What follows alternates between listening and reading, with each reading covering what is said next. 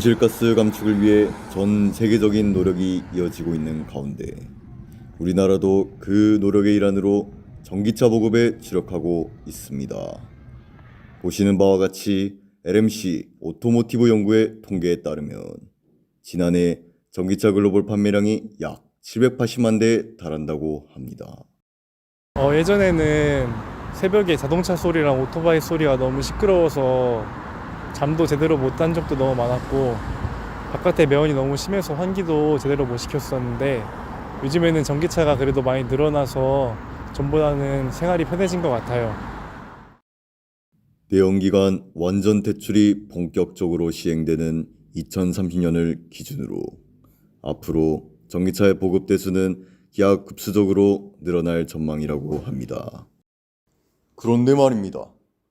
전기차 판매량이 증가함과 동시에 사용된 배터리, 즉 폐배터리 양도 조금씩 증가하고 있는 대세입니다. 이 폐배터리는 외부 도출 시 화재나 폭발의 위험이 있을 뿐더러 매립이나 소각 시에도 환경에 큰 악영향을 주고 있습니다.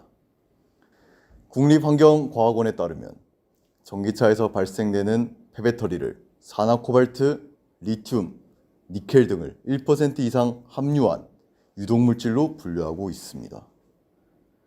그래서 이렇게 환경오염 문제로 대두될 수 있는 폐배터리, 저희가 해결해야 될 문제로 대두되고 있습니다. 공장 사람들이 몇 년 전부터 과수원 근처에 있는 매립지에 배터리를 버리기 시작했어요.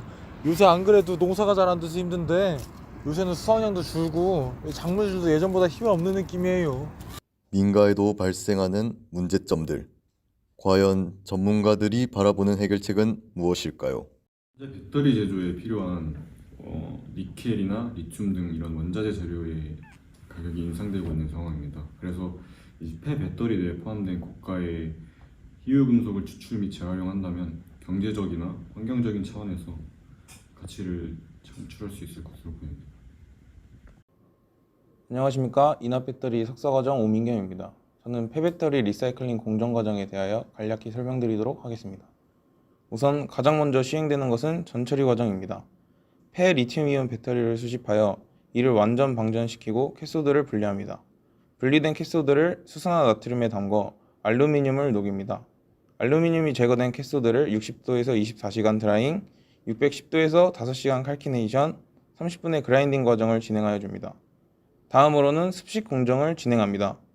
전처리 과정을 마친 블랙 파우더에 젖산과 과산화수소를 이용하여 습식 공정을 진행합니다. 습식 공정의 결과물을 필터링하여 잔여물을 걸러냅니다. 리사이클링의 마지막 공정인 재합성 과정입니다. 습식 공정의 결과물에 아세테이트를 첨가하고 pH 7, 80도에서 수분을 제거하여 줍니다. 이 솔루션을 100도에서 24시간 건조하면 젤이 형성됩니다. 이렇게 만들어진 젤을 450도에서 5시간 칼키네이션, 30분 그라인딩, 900도에서 12시간 칼키네이션을 통해 최종적으로 재합성된 NCM을 획득할 수 있습니다. 안녕하세요.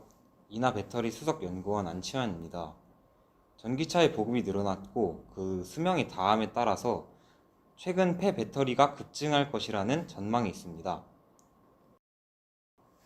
환경부에 따르면 2022년 2,907개의 폐배터리가 발생한 반면 2030년에는 10만 7,520개의 폐배터리가 발생할 것으로 예상됩니다.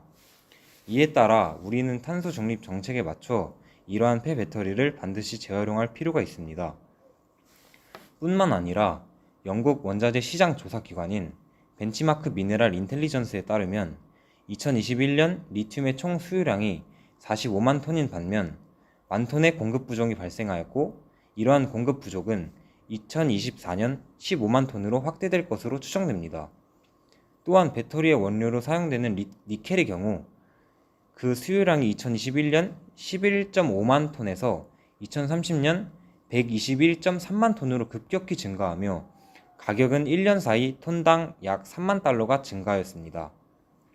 그리고 탄산 리튬 역시 킬로그램당 5배 이상 증가하는 것을 볼 수 있었습니다.